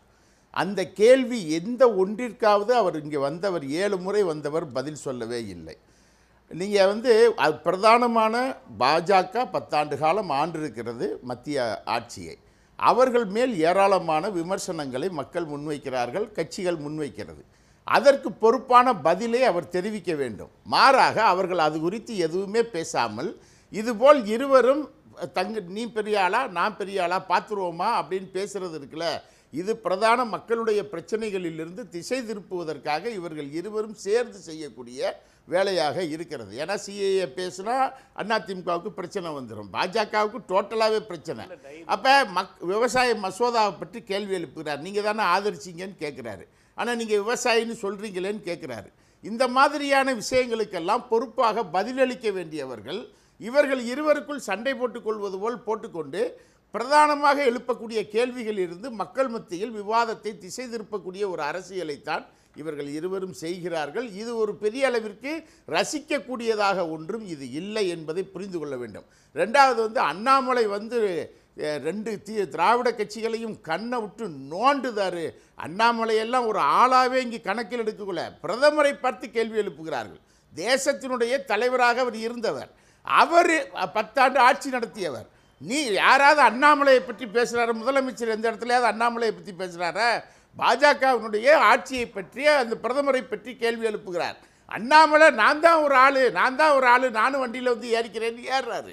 அதுக்கு ஜெயக்குமார் போன்றவர்கள், செல்லூர் ராஜு போன்றவர்கள் பதில் சொல்லி கொண்டிருக்கிறார்கள். அவ்வளவுதான் அதனுடைய லிமிட்டு. அண்ணாமலை பாஜக தமிழ்நாட்டில் 10 ஆண்டு காலங்கள் அவர்கள் ஏற்கனவே 2014 மக்கள் நிராகரித்தாங்க, 2019 மக்கள் நிராகரித்தாங்க, 2024 ஏதோ அதிமுகவை பலவீனப்படுத்தி அதனுடைய வாக்குகளை தாங்கள் பெற்றுவிடலாம் என்று இப்போது அவர்கள் பல குழுக்களாக நின்று கொண்டிருக்கிறார்கள். அது அவங்க பலத்தை அவங்க நிரூபிக்கட்டும். அவங்களுக்கு அதுக்கு வாய்ப்பு இருந்ததுன்னா அதை மக்கள் ஏற்றுக்கொண்டாங்கன்னா அதை தீர்ப்பளிக்கட்டும், அது வேறு விஷயம். ஆனால் இவர்கள் இருவரும் சேர்ந்து ஒரு கபட நாடகத்தை ஆடுகிறார்கள். மக்களது பிரச்சனைகளை திசை திருப்புவதற்கு தேர்தல் களத்தில் விவாத பொருளாக. ஏன்னா இப்போ தான் மக்கள் அரசியல் பேசி கொண்டிருக்கிறார்கள்.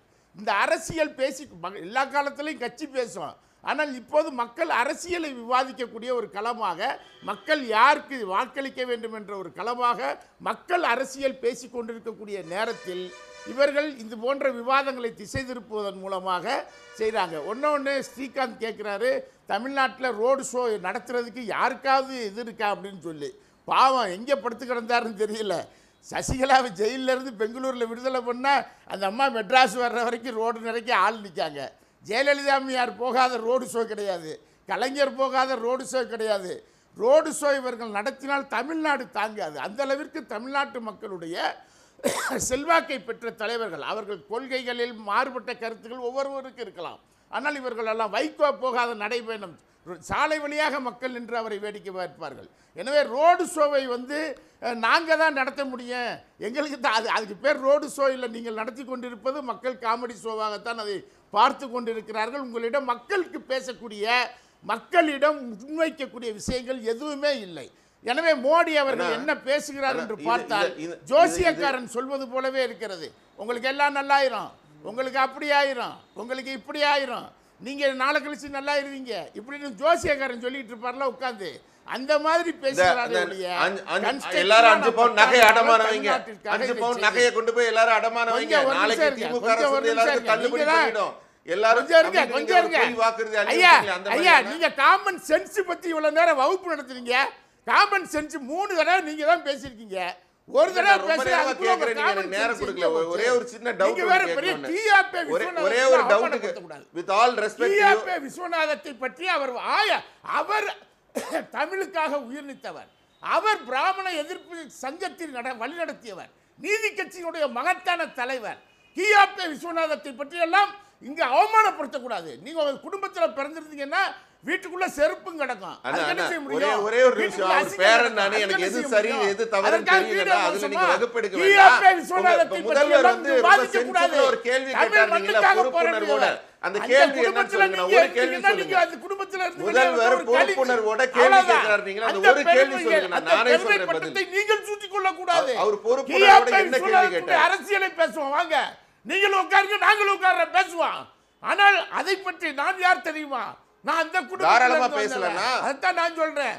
ஆனா எங்க பிரதமர் கேட்டார்ல, கச்சத்தீவு, காவிரி, போதை, ட்ரக்ஸ் பத்தி திமுகவோட தலைவர்கள் எல்லாம் ட்ரக்ஸ் கடத்தினாங்களே, அத பத்தி எல்லாம் பேசலாம்னாரு. அத பத்தி பேசுவோம்னா குஜராத் வழியா ஏங்க அதானியை கூப்பிட்டு ரூம்ல உட்கார வச்சு விசாரிங்க. அதானி துறைமுகம் குஜராத்ல தானே இருக்கு. குஜராத் தானே போதையினுடைய இது. இந்தியாவுல அங்கெல்லாம் நாங்க பிடிக்கிறோம்னா போதை வெளிநாடுகளிலிருந்து வருது. வருவதை விமானத்தில் அனுமதிப்பது வருவதை துறைமுகத்தில் அனுமதிப்பது யார்? அது எல்லாம் மத்திய அரசாங்கம் தானே, மோடி அரசாங்கம் தானே. நீங்க போதைக்கான தடுப்பு பிரிவுக்கு என்ன பண்ணிருக்கீங்க? எத்தனை பேர் கைது பண்ணிருக்கீங்க? பாஜகவினர் பல பேர் போதைப் பொருள் சம்பந்தப்பட்டவர்களாக இருக்கிறார்கள். குஜராத்தில் எல்லாருமே ரெக்கார்டு இருக்கு. திமுக ஒரு ஆள் மாட்டினா உள்ளதுக்கு வைங்க. யார் வேண்டாம்னா யாராவது தடுத்தாங்களா? திமுக கடத்திட்டாருன்ட்டு இந்த ஊர்லயே ஏங்க கொரோனா நேரத்தில் அபின் அடைக்கலம் அப்படின்னு ஒருத்தர் பாஜக மாநில ஏதோ ஒரு பொறுப்பு அபினே அவர்கிட்ட தான் அடைக்கலமா இருந்துச்சு. கொரோனா நேரத்தில் திருச்சியில் கைது பண்ணலையா? இந்த இருக்கு சேலத்துக்கு பக்கத்தில் எடப்பாடி ஊருக்கு பக்கத்தில் இருக்கக்கூடிய ஒருத்தர் ரமேஷ் போதைப் பொருளை தான் கடத்தப்பட்டு உள்ள உட்கார்ந்துருக்காரு. பாஜகவினர் செய்யாத அக்கிரமமா திமுக மாட்டினா தூக்கி உள்ள வைங்க. அவங்க கட்சியை விட்டு நீக்கிட்டாங்க. நீங்க என்ன செஞ்சீங்க? போதைப் பொருள் தடுப்பு என்பதில் இந்தியாவில் போதை உற்பத்தி இல்லை. வெளிநாடு கைது செய்யப்படலன்னா அங்க 2000 கோடி ஒரு நிமிஷம். அது வந்து போதை பயன்பாடு போதை பயன்பாடு ஐயா இந்த ஆள் கொஞ்சம் கூட ஒரு காமன் சென்ஸே இல்லாத ஆளுங்க. பேசவே விட மாட்டாருங்க. இவருக்கு பிரச்சனையை பேசினா இதே மாதிரி தான் உள்ள வருவாரு. கொஞ்சம் அமைதியா இருங்க. உங்களுக்கு வர்ற நேரம் வேணா குணா சார் இன்னொரு 1 மணி நேரம் வேணா விவாதத்தை பர்சனல் அட்டாக் போக வேண்டாம். பர்சனல் அட்டாக் போக வேண்டாம். கொடுங்க பேசட்டும். எனக்கு ஒன்றும் பிரச்சனையே கிடையாது.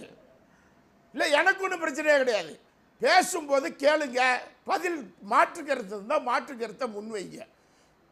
தமிழ்நாட்டில் போதை என்பது நீங்கள் வந்து 10 மாநிலங்கள் போதை பயன்பாட்டில் இருக்கிறது. தமிழ்நாடு இல்லைங்க, 22வது இடத்துல இருக்கு.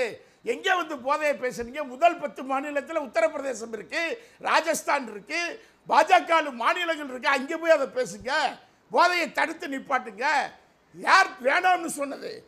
இந்த மாதிரியான திசை திருப்பக்கூடிய அரசியலை பாஜக செய்கிறது. சரி சார், ஒரு இடைவேளைக்கு பிறகு பேசலாம். 2024க்கு பிறகு அதிமுக கட்சியே இருக்காது என்று பாஜகவுடைய மாநில தலைவர் அண்ணாமலை சொல்லியிருக்கிறது தொடர்பாக ஒரு கேள்வியை நேயர்கள் முன்னாடி வைத்திருக்கிறோம். தேர்தலுக்கு பிறகு அதிமுக இருக்காது, தென் மாவட்டங்களில் டெபாசிட்டே இருக்காது, இப்போ கிடைக்காதுன்னு சொல்றது எதற்காகன்ற ஒரு கேள்வி நேயர்கள்ட்ட வச்சிருக்கோம். அதிமுகவை மட்டம் தட்டுவதற்காக இப்படி பேசுறாரா? தேர்தல் நேர பரபரப்புக்காக இந்த பேச்சா? இது அறியாமையினுடைய வெளிப்பாடா? அல்லது அவர் சொல்றதுல ஓரளவுக்கு உண்மை இருக்கு அப்படின்னு எடுத்துக்கணுமான்ற கேள்வியை முன் வச்சிருக்கோம். இந்த கருத்து அதிமுகவை மட்டம் தட்டுவதற்காக சொல்லியிருக்கிறார் என்று 25% பேரும், தேர்தல் நேர பரபரப்புக்காக இப்படிலாம் பேசுறது சகஜம் அப்படின்னு 12% பேரும், அறியாமையுடைய வெளிப்பாடு இந்த கருத்து என்று 51% பேரும், ஓரளவுக்கு அதில் உண்மை இருக்குது அப்படின்னு 12% பேரும் கருத்து தெரிவிச்சிருக்கிறாங்க. அந்த நேயர்களுக்கு நன்றி. திரும்ப கோர் இஷ்யூக்கு வருவோம். இது நிறைவு பார்வை. திரு ஆர்கே, தியாகு சொன்ன ஒரு பாயிண்ட்லேருந்து பேசுகிறது பொருத்தமாக இருக்கும்னு நினைக்கிறேன். இது நடக்கிறது உள்ளாட்சி தேர்தலில், சட்டமன்ற தேர்தலில். இது இந்த எலெக்ஷனுடைய சென்ட்ரல் தீம் மோடி கொஷன் அப்படின்ற ஒன்று தான். 10 ஆண்டு காலம் ஆட்சியில் இருந்திருக்கார். அவர் ஆட்சி தொடரணுமா வரக்கூடாதா அப்படின்னு தீர்மானிக்கிற தேர்தல். அவரை பொறுத்தவரையிலையும் தியாகு சொல்லக்கூடிய கருத்து நிறை குறைகள் அதை பற்றி எனக்கு பொறுப்பில்லை, யார் யாரோட கூட்டணி சேர்ந்துருக்கிறாங்க அப்படின்னு இல்லை. ஏன்னா அவர் காலமெல்லாம் காங்கிரஸ்ன்ற கட்சியை எதிர்த்தவர், காங்கிரஸ் மீது மிக கடுமையான விமர்சனங்களை வைத்தவர். தேர்தலில் ஓட்டு கேட்டு இதுவரையில் அவர் யாருக்காகவும் பேசினதில்லை, ஓட்டு புறக்கணிப்பு சொன்ன ஒருத்தர். இந்த கட்டத்துக்கு இவங்க வர்றதையும், இப்போ வந்திருக்கிறது ட்ரையல் ஒரு ட்ரெய்லர் தான், இனிமே தான் மெயின் கோர்ஸ் வரப்போகுது அப்படின்னு 2024 தான் டார்கெட் அப்படின்னு பிரைம் மினிஸ்டர் மோடி பேசுகிறதையும் நாம் ஒரு கணக்கில் எடுத்துக்கிட்டு பேசுகிறோன்னா உங்கள் ஃபைனல் தாட்ஸ்? இதில் 2 விதமாக பார்க்கலாம். ஒன்று வந்து short term relief, long term gain, இது 2 பார்க்க வேண்டியதாக இருக்கிறது. ஷார்ட் டேர்ம் கெயினில் பார்த்தீங்கன்னா இப்போது மறுபடியும் ஒரு மோடி ஆட்சி வந்தால் நாடு தாங்காது என்பது தான் முக்கியமான விஷயமா இருக்கிறது. அது ஹிந்து ராஷ்டிரமாக உருவாகக்கூடிய அந்த வாய்ப்பு நாம் பார்த்து கொண்டிருக்கிறோம். அதுதான் ஆர்எஸ்எஸ்னுடைய அந்த கடைசி எய்ம் கூட அப்படி தான் இருக்கிறது. அதாவது மைனாரிட்டிஸ் வந்து இங்கே வாக்குரிமை இல்லாத அந்த சிஏஏ வழியாக, என்ஆர்சி வழியாக அவர்களை வந்து புறக்கணிக்கின்ற ஒரு குரூப்பாக இருக்க வேண்டும் என்ற அடிப்படையில் அது நடக்கக்கூடிய இருக்கிறது. அப்போ இந்த ஷார்ட் டேர்ம் இதை வந்து நீங்கள் வந்து முறியடிக்க வேண்டும் என்றால் நிச்சயமாக நீங்கள் காங்கிரஸோட இன்னைக்கு ஒத்துழைக்க தான் வேணும். ஆனால் வர்ற பிரச்சனை என்னன்னு பார்த்தீங்கன்னா, அது ஒரு கொள்கை கூட்டணியாக இருக்கிறதா இல்லை ஒரு ஆன்டி மோடி கூட்டணியாக இருக்கிறதா? அங்கே தான் மோடி வந்து கெயின் பண்ணுறாரு. எல்லாமே ஒரு ஆன்டி மோடி விஷயமாக தான் இருக்கிறது.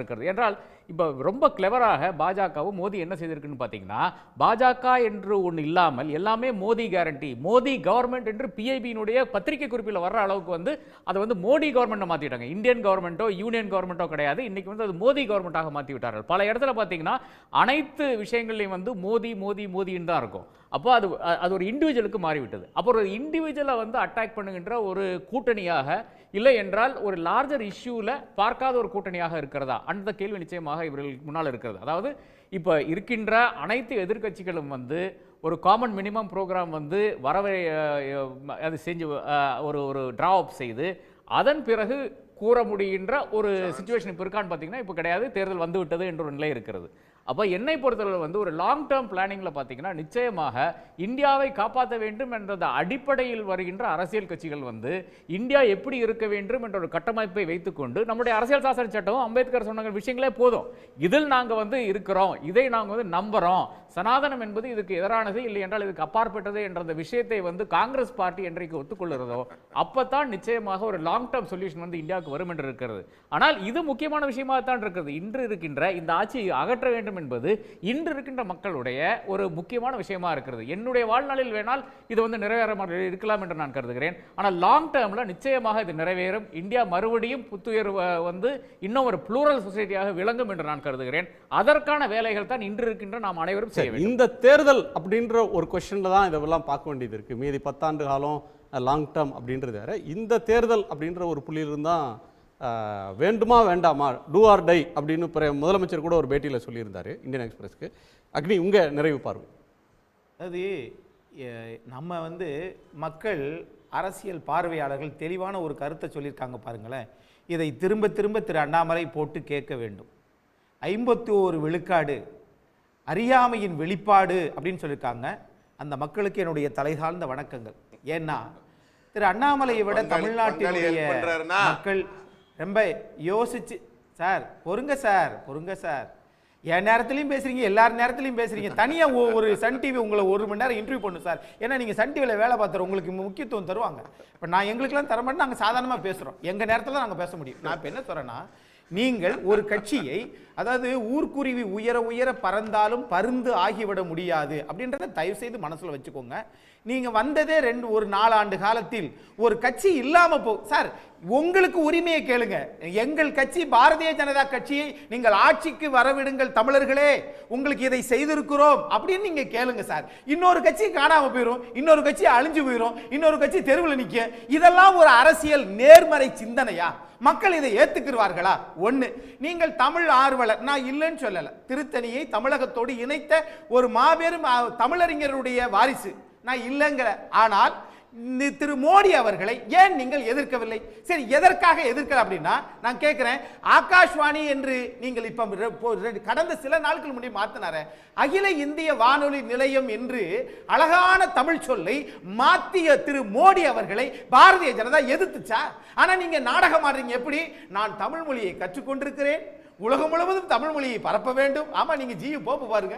ஆகவே நீங்கள் ஒரு புறத்தில் பிள்ளையை கிள்ளி விட்டு இன்னொரு புறத்தில் தாளாலோ பாட்டு பாடினா தமிழக மக்கள் தயவு செய்து தமிழை வைத்து, தமிழ் அறிஞர்களை வைத்து நீங்கள் பொய் பேசினால் அந்த தமிழே பாரதிய ஜனதாவை தமிழ்நாட்டில் வாழ விடாது என்பதுதான் என்னுடைய பார்வை.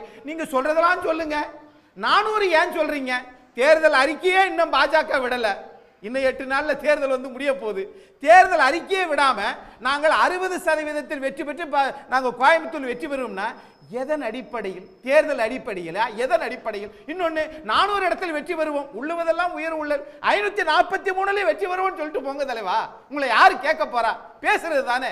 ஆகையினால வாய்க்கு வந்ததை பேச வேண்டிய அவசியம் தமிழ்நாட்டில் திராவிடர்கள் அதை செய்ய மாட்டார்கள். ஆகவே இங்கு திமுக அதிமுக தான் களத்தில் இருக்குது. எடப்பாடி பழனிசாமி களத்தில் வராது வரைக்கும் ரொம்ப பேசிட்டு இருந்தீங்க.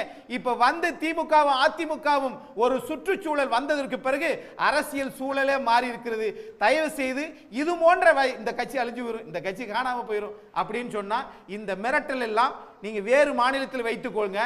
நீங்க 600 போஸ்டுக்கு உத்தரப்பிரதேசத்தில் 10 ஆண்டு கால யோகி ஆதித்யநாத் ஆட்சியில் 30 லட்சம் பேர் வந்து அதுக்கு அப்ளை பண்ணியிருக்காங்க சார். வறுமை குறைஞ்சிருச்சா? ஓட்டு அங்க வாங்கிக்கிறாங்க, தமிழ்நாட்டில் வந்து வேலை பார்க்கறாங்க. பீகார்ல நீங்க இருக்கக்கூடிய கூட்டணி ஆட்சியில் 36% பேர் வறுமை கோட்டுக்கு கீழே இருக்கிறாங்க. அங்கெல்லாம் நீங்க மாத்திட்டீங்களா? தமிழ்நாட்டில் எல்லோரும் நல்லா இருக்கிறாங்க. தமிழர்களுடைய உரிமையை பாதுகாக்க வேண்டிய கட்சி திராவிட கட்சி. தயவு செய்து பாஜக இங்க வர வேண்டாம், மக்கள் ஆதரிக்க மாட்டார்கள் என்று நான் திமுக ஆட்சியில எல்லாரும் நல்லபடியா இருக்காங்கன்னு சொல்லிருக்கீங்க. நான் ரொம்ப நன்றி. ஸ்ரீகாந்த், அதாவது அண்ணன் வந்து முடிக்கிறப்ப திமுக ஆட்சியில மக்கள் எல்லாரும் சுபிட்சமா இருக்காங்கன்னு சொன்னதுலயே நான் சொன்னது திமுக அதிமுகன்னு சொன்னேன். ரெண்டு பேரும் ஒண்ணா இருக்காங்க. நான் ரெண்டே விஷயம் தான் ரொம்ப சுருக்கமா சொல்லிடுறேன். ரெண்டே விஷயம் தான் நான் சுருக்கமா சொல்லிடுறேன். முதல் விஷயம் வந்து அண்ணாமலை அவர்களை பற்றி சொல்கிறாங்க, எல்லாரும் பேசினாங்க, ஆர்கே அண்ணன் கூட பேசினப்ப திமுக அதிமுகவோட முதல் எதிரியாக பார்க்கப்படுறவர் எங்கள் மாநில தலைவர் திரு அண்ணாமலை அவர்கள். அவரை பார்த்து ரொம்ப ஆணவத்தோட சமீபத்தில் திமுக தலைவர் சொன்னதை பற்றி நம்ம பிரதமரும் பேசினார். ஹூ இஸ் ஹி அப்படின்னு கேட்டாருன்னு. ஹவு இட் இஸ் பாசிபிள்னு எல்லாரும் வியக்கக்கூடிய அளவுக்கு, ஹீ இஸ் ஹவு அப்படின்னு எல்லாரும் கேட்கக்கூடிய அளவுக்கு அண்ணாமலை அவர்கள் சாதிச்சு இந்த எலெக்ஷனில் காட்டுவார். அப்புறம் தான் எல்லாருக்கும் தெரியும் எவ்வளோ டெபாசிட் போச்சு, எவ்வளோ இடத்துல இழந்தோங்கிறதெல்லாம். அதனால் அவர் தன்னம்பிக்கையோடு அதை உறுதியாக சொல்கிறார், அது நடக்கும். அதனால் தனி மனித தாக்குதல் நடத்தி அவரை இழிவுபடுத்துறதெல்லாம் ரெண்டு கட்சியும் செய்கிறாங்க. அது வந்து மக்கள் அதுக்கான தீர்ப்பை தருவார்கள். ரெண்டாவது விஷயம், ஆர்கேவும் சரி மற்றவங்களும் சொன்னாங்க, நாங்கள் வந்து இன்னொரு முறை மோடி ஆட்சியில் இருந்தால் நாடு தாங்காதுன்னு. என்ன சார் நினைச்சிருக்கு? குஜராத்தில் 7 முறை ஜெயிக்கிறாங்க. பாகிஸ்தான் பக்கத்தில் அத்தனை சிறுபான்மையினர் இருக்காங்க. அதிகமான சிறுபான்மையினர் இருக்க குஜராத்தில் 7வது முறை ஒரு கட்சி ஜெயிக்குதுன்னா அங்கே என்ன எல்லாம் துண்டு துண்டாக போயிட்டாங்களா? வாக்குரிமை இல்லாமல் ஆயிட்டாங்களா? தெருவில் நிற்கிறாங்களா? இஸ்லாமியர்கள் தான் அதிகமாக வரவேற்கிறார்கள் மோடி ஆட்சியை. அதனால உண்மையா பிரிவினை செய்து அதுல குளிர்காயிறது இங்க இருக்கிற திராவிட கட்சிகள். காயிதே மில்லத் ஐயா இருந்தப்ப இதே முஸ்லீம் லீக்கு 15 சீட்டுக்கு மேல ஜெயிச்சது தனியா. இன்னைக்கு ஒத்த சீட்டுக்கு எல்லாம் கையேந்து நிக்கிற மாதிரி கொண்டு வந்து விட்டுருக்கீங்க இஸ்லாமியர்களை. உங்க காவலன் சொல்லி என்ன செஞ்சிருக்கீங்க? அவங்களுக்கு 15 சீட்டு எங்க இருக்கு? இப்ப ஒத்த சீட்டுக்கு எல்லாரும் உங்க பின்னாடி ஓடுறது எங்க இருக்கு? அதனால நீங்க சிறுபான்மையினருக்கு துரோகம் தான் செஞ்சிருக்கீங்க. உண்மையாவே மதவாதம் பேசாமல்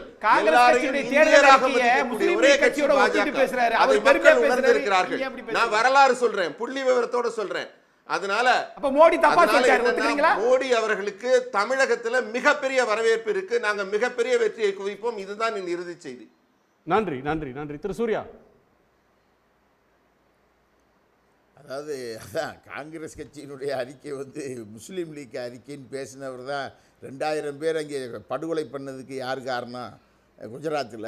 குஜராத்தில் வந்து முஸ்லீம்கள் பேச முடியாமல் இருக்கிறார்கள், அச்சுறுத்தலில் இருக்கிறார்கள். அவ்வளோதான். மிரட்டினாங்கன்னா என்ன பண்ணுவாங்க? பாவம், அந்த ஜனங்கள் அப்படி தான் இருக்காங்க. அவர்களை குஜராத்திலிருந்து மீட்க வேண்டிய அவசியமும் ஜனநாயக சக்திகளுக்கு இருக்கிறது என்பது தான். ஒன்றே ஒன்றை சொல்லிடுறேன். 2019 நாடாளுமன்ற தேர்தலில் பாஜகவினுடைய படுதோல்விக்கு காரணம் என்னன்னு சொல்லி மகாபலிபுரத்தில் ஒரு கூட்டம் நடத்துனாங்க. பாஜகவினுடைய நிர்வாகிகள் கூட்டி என்ன முடிவுக்கு வந்தாங்கன்னா, பல முடிவுகள் எடுத்தாங்க. ஒரு முடிவு என்னென்னா, நம்ம ஆளுக போய் தொலைக்காட்சியில் உட்காந்துக்கிட்டு பேசுன்னு பேசி தமிழ்நாட்டு மக்களை நமக்கு எதிராக மாற்றிட்டாங்க அப்படின்னு ஒரு முடிவுக்கு வந்ததாக ஒரு பத்திரிகை செய்தியும் வந்தது. இப்போ இவங்க இப்படி தான் உட்காந்து பேசிக்கிட்டு இருக்காங்க. மக்களுடைய உணர்வுகளை இவர்கள் கொஞ்சம் கூட புரிந்து கொள்ளவில்லை. நீங்கள் அண்ணாமலை வந்து ஒரு பெரிய தலைவராக வரட்டும், அவர் என்ன வேணாலும் வரட்டும், ஐநா சபை தலைவராக வரட்டும், யாருக்கும் அதில் மாறுபட்ட கருத்தெல்லாம் இல்லை. தமிழ்நாட்டில் மக்கள் பாஜகவை எந்த வகையில் ஏற்கிறார்கள், எந்த கொள்கை அடிப்படையில் ஏற்கிறார்கள் என்பதுதான் பிரச்சனை. அப்படிங்கும்போது பாஜக தமிழ் மண்ணோடு எந்த வகையிலும் நெருங்க முடியாத அளவிற்கு உட்கார்ந்து பேசி கொண்டிருக்கிறார்கள். அது அவர்கள் பேசுவது எல்லாமே வாட்ஸ்அப் சம்பந்தப்பட்ட விஷயங்களாகத்தான் இருக்குமே ஒழிய உண்மை சார்ந்ததாக இருக்காது. எனவே பாஜக இந்த தேர்தலில் படுதோல்வி அடைய வேண்டும், அப்போ தான் இந்த தேசம் பாதுகாக்கப்படும் என்பது ஜனநாயகவாதிகளுடைய கவலை. அந்த கவலையை தமிழ்நாட்டு மக்களும் உணர்ந்திருக்கிறார்கள், அதை நிறைவேற்றுவார்கள், இந்தியாவும் அதை நிறைவேற்றும் என்றுதான் நான் கருதுகிறேன். நன்றி. திரு தியாகு. என்னை பொறுத்த வரைக்கும் எந்த தலைவரும் காணாமல் போகணும்னோ எந்த கட்சியும் காணாமல் போகணும்னோ நான் விரும்பலை. ஒரு பலகட்சி ஜனநாயக அமைப்பு நீடிக்கணும். பாஜக, அதிமுக உட்பட எல்லா கட்சிகளுமே நீடிக்கட்டும். இங்கே ஒரே ஒரு கேள்வி, மோடி ஆட்சியில் தொடர வேண்டாம் என்பதுதான்.